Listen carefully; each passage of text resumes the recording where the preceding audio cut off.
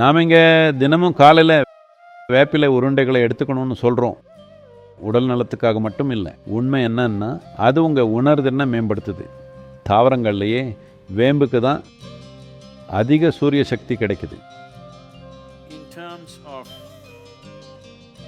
ஒரு குறிப்பிட்ட அறிவை தக்க வச்சுக்கிறது, ஒரு குறிப்பிட்ட விதமான திறன், உள்வாங்கும் தன்மை,